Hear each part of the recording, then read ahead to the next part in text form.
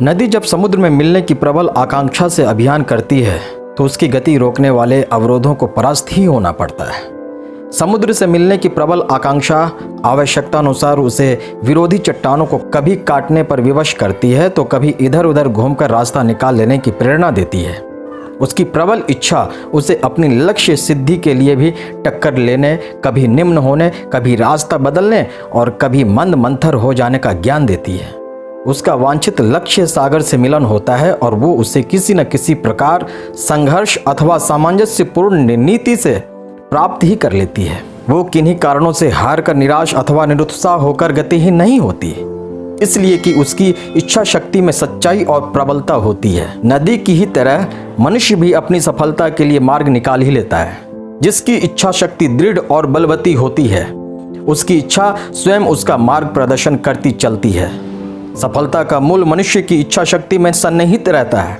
मानवीय शक्तियों में उसकी इच्छा शक्ति सबसे प्रबल और प्रमुख होती है। जिन मनुष्यों की इच्छा शक्ति निर्बल होती है वे साधन संपन्न होने पर भी कोई उल्लेखनीय सफलता नहीं पाते। निर्बल इच्छा शक्ति वाले लोग मार्ग में आई एक साधारण सी कठिनाई अथवा सामान्य विरोध को देखकर हिम्मत खो बैठते हैं। मनुष्य की शारीरिक शक्ति का अपना महत्व है, लेकिन उसकी संचालिका शक्ति ही होती है। यदि इच्छा शक्ति का अभाव हो जाए तो मनुष्य की शारीरिक शक्ति भी कुंठित हो जाएगी। शरीर पर इच्छा शक्ति का ही शासन होता है। शरीर क्या है? इंद्रियों का संगठित समूह। इंद्रियों का कार्य ही शरीर का कार्य होता है। इंद्रियां इच्छा शक्ति से ही कार्य की प्रेरणा पाती हैं। कोई कितना ही आवश्यक काम क्यों ना हो, इंद्रियां सक्षम और प्रस्तुत क्यों ना हो, किंतु जब तक इच्छा शक्ति की प्रेरणा ना होगी वे बंधी बैठी रहेंगी, किसी काम में हाथ ना लगाएंगी। जब इच्छा का स्फुरना होगा, उसकी प्रेरणा होगी, तभी इंद्रियां कार्यरत हो जाएंगी। शरीर इंद्रियों के और इंद्रियां शक्ति के अधीन होती हैं। इच्छा शक्ति की जागरूकता के बिना मनुष्य कोई भी कार्य करने में सक्षम नहीं हो सकता। संसार के छोटे बड़े सभी कार्य शक्ति द्वारा ही पूरे होते हैं। शक्ति के बिना मनुष्य एक पग भी आगे नहीं बढ़ सकता। श्वास लेने की सामान्य प्रक्रिया से लेकर पहाड़ काटने तक के कठिन काम शक्ति द्वारा ही संपादित किए जाते हैं। जब तक शक्ति है तब तक कर्म है, जब तक कर्म है तब तक जीवन है। शक्ति के समाप्त होते ही क्रिया स्थगित हो जाती है और क्रिया के स्थगित होते ही जीवन समाप्त हो जाता है। अपाहिज, असाध्य, अकर्मण्य आदि सब जिनकी क्रियाएं स्थगित हो गई होती हैं, जो किसी मतलब और मसरफ के नहीं रहते, वे एक बार प्राण भले ढो रहे हो पर होते मृतक समान ही हैं। किंतु मनुष्य की वो वास्तविक शक्ति है क्या? वो वास्तविक शक्ति मनुष्य की इच्छा शक्ति ही है, क्योंकि यही जीवन के चिन्ह कर्म की विधायिका तथा प्रेरिका होती हैं।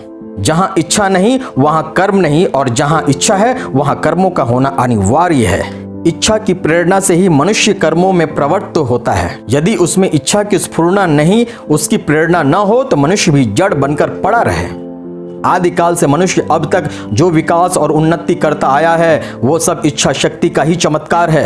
मनुष्य में यदि इच्छा शक्ति की विशेषता न होती तो वो अब तक भी 2 हाथ पैरों वाला वनमानुष बना रहता, अन्य पशुओं की तरह ही जीवन बिताता, गुफा कंदराओं में पड़ा होता।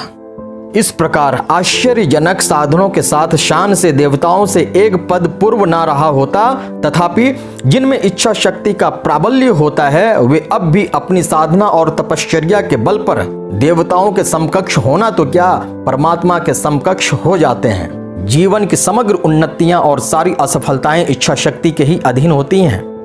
नव सृजन, नव चेतना, नव निर्वाण की जो भी क्रांतियां संसार में हुई हैं अथवा होती हैं, उनका आधार मनुष्य की प्रबल इच्छा शक्ति ही होती है। संसार में अब तक जो भी महान उल्लेखनीय काम हुए हैं उनको उन्हीं महामानवों ने संपादित किया है, जिनकी इच्छा शक्ति प्रबल और प्रखर रही है। निर्बल इच्छा शक्ति वाले लोग संसार में अब तक ना कोई उल्लेखनीय कार्य कर सके हैं और ना आगे ही कर सकेंगे। निर्बल इच्छा शक्ति वाले व्यक्तियों के मन में महानता, सफलता और उन्नति के विरोधी भाव जैसे संदेह, आशंका, भय और अविश्वास आदि भरे रहते हैं। उसे अपने कुविचारों, कुकल्पनाओं और कुप्रवृत्तियों के जाल से निकलने का अवसर ही नहीं मिलता, जिससे वो श्रेय पथ पर अग्रसर हो सके। वो स्वभावतः अस्थिर विचार, अस्थिर उद्देश्य और अस्थिर निश्चय वाला होता है। एक काम को तब तक करते रहने का धैर्य उसमें नहीं होता जब तक कि उसका अंतिम निष्कर्ष न निकल आए। वो जल्दी ही एक काम को छोड़कर दूसरा और दूसरे को छोड़कर तीसरा पकड़ता रहता है।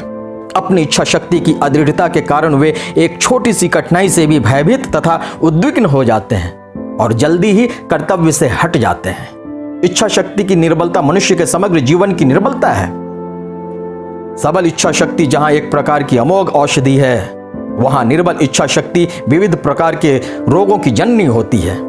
जिसकी इच्छा शक्ति निर्बल होती है वो एक छोटे से रोग में ही अपनी मृत्यु की कल्पना करने लगता है। उसके विचार प्रतिगामी होते हैं। वो रोगों का उपचार भी करता है तो भी सोचता रहता है कि औषधि उसे लाभ करेगी या नहीं। बहुत बार तो वो काल्पनिक रोगों के भय से त्रस्त बना रहता है और देर सवेर उस प्रकार का रोग उत्पन्न ही कर लेता है। मानस चिकित्सा शास्त्रियों ने अपने अनुभव के आधार पर बतलाया है कि वास्तविक रोगियों की अपेक्षा ऐसे रोगियों की संख्या अधिक होती है जो अपनी प्रतिगामी कल्पना के कारण अपने को रुग्ण अथवा अस्वस्थ समझते रहते हैं। ये अनेक प्रयोगों के आधार पर सिद्ध किया जा चुका है कि यदि मनुष्य की इच्छा शक्ति प्रबल हो तो वो बिना किसी उपचार के रोगों पर विजय प्राप्त कर सकता है।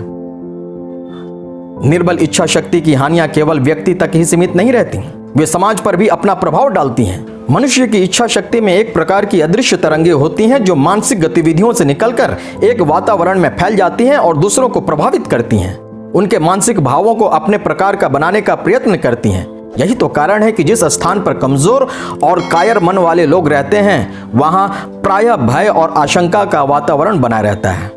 किसी संगठन में दुर्बल इच्छा शक्ति वाले अपनी गतिविधियों से औरों को निर्बल और हतोत्साह बना देते हैं। युद्ध में ये कायर सैनिक भागकर और भी अनेक सैनिकों को भागने की प्रेरणा देता है। जिस देश, समाज अथवा राष्ट्र के नेता निर्बल इच्छा शक्ति वाले होते हैं वे देश, समाज अथवा राष्ट्र बहुधा अवनति और पराभव के ही अधिकारी बनते हैं। नेता का प्रभाव विस्तृत होता है, उसमें जनगण का विश्वास होता है। इसी कारण नेता यदि निर्बल इच्छा शक्ति वाला होता है उसकी संक्रामकता, निर्बलता जनता का भी हृदय दुर्बल बना देती है। सारे राष्ट्र में भय, आशंका और कायरता का वातावरण उत्पन्न हो जाता है। जहां इस तरह के पाप अभिशाप जनगण को दबाए होते हैं वहां उन्नति, प्रगति अथवा विजयश्री का पदार्पण नहीं होता। इसके विपरीत जिस समाज अथवा राष्ट्र के नेता प्रबल इच्छा शक्ति वाले होते हैं वो समाज और राष्ट्र भी प्रबल तथा शक्तिशाली बना रहता है, फिर चाहे वो विस्तार और जनसंख्या की दृष्टि से छोटी ही क्यों ना हो। जापान, इंग्लैंड और जर्मनी आदि देश इस बात के ज्वलंत प्रमाण हैं। भारत में भी राणा प्रताप, शिवाजी महाराज, गुरु गोविंद सिंह, हम्मीर देव आदि के ऐसे अनेक उदाहरण मौजूद हैं जो साधन और सैन्य शक्ति की दृष्टि से नगण्य होने पर भी सर्वसंपन्न मुगल बादशाहों के अत्याचारों से टक्कर लेते रहे। महात्मा गांधी तो प्रबल इच्छा शक्ति के एक जीते जागते आदर्श थे। उनके पास एक प्रबल, दृढ़ तथा प्रखर इच्छा शक्ति को छोड़कर और क्या साधन थे? न सेना, न शस्त्र और न साम्राज्य। तथापि उन्होंने अपनी एक उस अमोघ इच्छा शक्ति के आधार पर उदयास्त पर्यंत फैले अंग्रेजी साम्राज्य से जमकर टक्कर ली और अपनी शांति अहिंसा की नीति से ही उनकी तोपों, बंदूकों, गन मशीनों और नेताओं की शक्ति को पराभूत कर दिया। महात्मा गांधी की प्रबल इच्छा शक्ति का ही तो यह चमत्कार था कि उनके नेतृत्व का भारत आबाल वृद्ध स्त्री पुरुषों के साथ साधनहीन होने पर भी अजय बन गया था। इच्छा शक्ति की महिमा अपार और अपूर्व है। यदि हमें अपने जीवन को उन्नति और प्रगति के द्वारा सार्थक बनाना है तो अपनी इच्छा शक्ति को बढ़ाना और प्रबल बनाना होगा। तभी हमें दृढ़ता, साहस और कार्य क्षमता का विकास होगा। हम उत्साही, वीर और संकल्पवान बनेंगे। हम में वो कर्मठता आएगी जो जीवन पथ की बाधाओं तथा विपत्तियों से भी कुंठित ना हो सकेगी। सफलता का पथ निश्चय ही बड़ा कठिन और दुर्गम होता है। उसको सरल और प्रशस्त बनाने में मनुष्य की दृढ़ इच्छा शक्ति का बड़ा उपयोग है।